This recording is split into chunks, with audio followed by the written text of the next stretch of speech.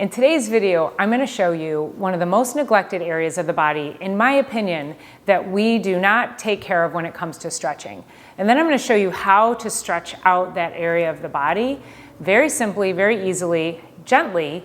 But then we're going to talk about what that does for the whole back body. So when you are really tight, we just, in layman's terms, we call this the heel cord. And when these are really tight, and I have tight heel cords, but I can at least get mine to my foot to about 45 degrees. So if you were to do this at home, you could pull up on your toe and see how far, what angle do you think you can get your ankle to. I have patients that I will check this on and I can't get their foot up past 90 degrees. So what that means is that when you are so tight like this, it's mostly coming from back here in the heel cords. So the Achilles, the calf muscle called the gastrocnemius, and then underneath that muscle is called the soleus, and it's a little bit smaller muscle, but it still is responsible for extending. And then your muscles in the front here will flex, but we're relying on these muscles back here to relax so that we can get good flexion of the foot. Anytime we are super tight back in here, you'll always hear me say, the tighter a muscle is, the weaker it is, the more risk for injury you are.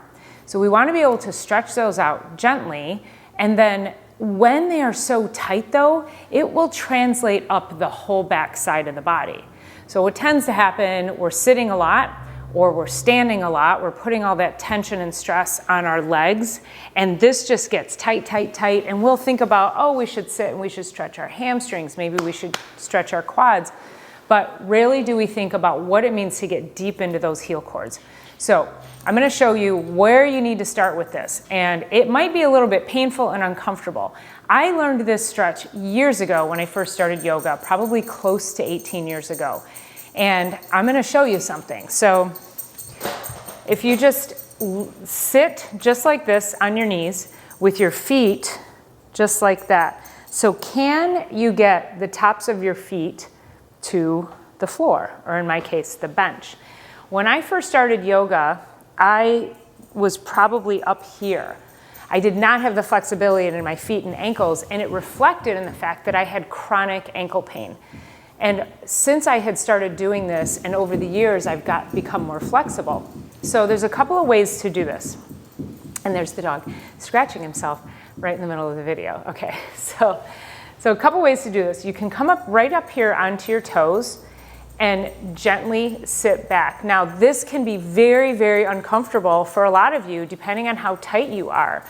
So you can just find some varying angles here. So if just sitting in this position with your toes tucked under, you should feel a stretch here. If it's comfortably uncomfortable, just stay right here. You can play with that and you can move back just a little bit. Now, if you need a little bit of support, you can come right here in just a little bit of on your all fours, and just gently push back. The more advanced way would be to come on up and sit back on your heels. It's going to be a little bit more stress, a little bit more pressure. Hold that for about 10 to 15 seconds, and then you can release that. Then the other thing is you're going to flip your feet over so that the top sides are now down onto the table. Same thing, you can come here, you can gently move your body back, so you're moving your body weight back onto those ankles. So you can start to increase the mobility of the ankle in both directions. And so here, again, when I first started yoga, my ankles looked like this. But now, when I go into yoga class, I can sit back and I can get into what's called child's pose. And child's pose is the knees a little wider apart, feet flat, sitting straight back on the heels. And I'll even look around when I'm in yoga, and there are people whose feet are propped up like this because they just don't have the mobility. So I'm going to show you the whole thing from beginning to end so that you can do this at home and start to increase the mobility of your ankles. Because if you can start to increase the mobility of your ankles, it will actually change how you walk. It will change how you stand. It will change how you climb stairs, go up and down stairs. it changes everything about your gait. So when these are really tight, it's going to be very difficult for you to get a full stride when you're walking, or even if you have different shoes on, that will change as well. If you're on different terrain, you're going to be more at risk for injury if those are tight. We want those as mobile as possible, because think about it, if you're on uneven terrain, like, with all the snow and the ice, you need as much mobility in your ankles to be able to get you through that terrain. So here we go. So we're up here, we're gonna start like this and just gently sitting back on our knees. Again, you're gonna hold that for about 15 seconds. You can just start there. If 15 seconds is too much, start with 5. And again, if you need to be here, depending on your flexibility and your pain tolerance. I don't want this to hurt. It might be a little uncomfortable though, because these tend to get so tight. And then you're gonna flip those over and sit back. Now, I'd like to take into child's pose at this point. If you do yoga, you know what pose I'm talking about. If you don't do yoga, then child's pose is just simply sitting back on your heels just like that and coming forward. Now, there is another yoga pose that is just this, and this would be the beginning of child's pose, where you're just sitting there. Some people can go all the way back and lean all the way back on their backs. Now, I can't do that. I don't have that flexibility. It's definitely improved, but that's, again, I have to respect where my body is, and that's where I want you to as well. So we're gonna take you into child's pose, and I'm gonna show you the full range of where you need to go to try to get the whole back body stretched out. So again, we want to start here for 15 seconds, hold that, and then we're going to move into child's pose, so feet, tops of the feet flat, and you're going to come down here and hold that for about 15 to 30 seconds. And then after 15 to 30 seconds, you're going to come straight up and we're going to drop the hips forward. And we're going to hold this for 10 to 15 seconds. And then we're going to move back into child's pose. Now here's where it gets interesting. You want to leave your arms out here, so you're going to feel all of that stretch in the upper back and the back body. You can drop your forehead right to the ground, and then come on back up. Take your hips down, looking up, and then head back into child's pose. Holding each position for about 15 to 30 seconds, depending on what your body needs that day.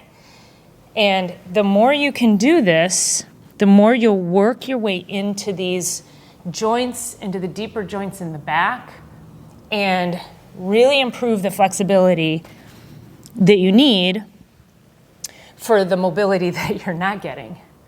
So we want to improve our mobility by improving our flexibility. And just like that.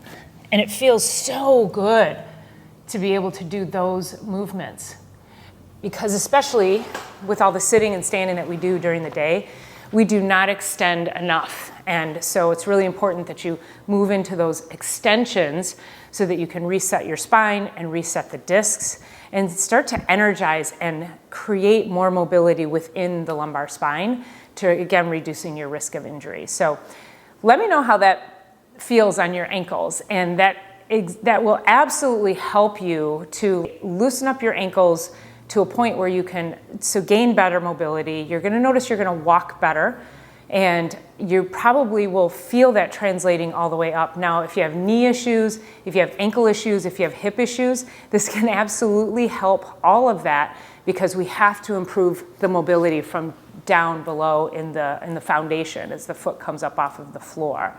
So I would like to know, do you have ankle problems? And let me know after you do this for about 4 weeks. Your ankle problem, you should start to notice better flexibility, and that the ankle pain will start to decrease. I know for me, having chronic ankle issues over the years, I actually had an MRI at one point in time. I thought I was going to have to have surgery. I have a little bone chip in there. There's a lot of things going on in these athletic ankles. But I started doing yoga, I started doing this, I improved the mobility, my pain is gone. I haven't had ankle pain in probably 17 years after a lifetime of it. So anytime you can start to bend and squeeze and nourish the joints in the body. So if you notice that stretch, that was doing it in the ankles, it was also doing it for my knees, and it was doing it in my lumbar and my pelvis. Anytime you can do that and just compress and stretch and compress and stretch, you're going to open up those joints, improve the nourishment of the fluids going through there, the blood flow, the flow to the nervous system. It will help decrease your pain as well as improve your flexibility. All right, let me know how that works for you. Please leave me a comment. Don't forget to subscribe and hit that thumbs up button. Let me know you like this video. And as always, I am so grateful for you being here, and I'll see you on the next one.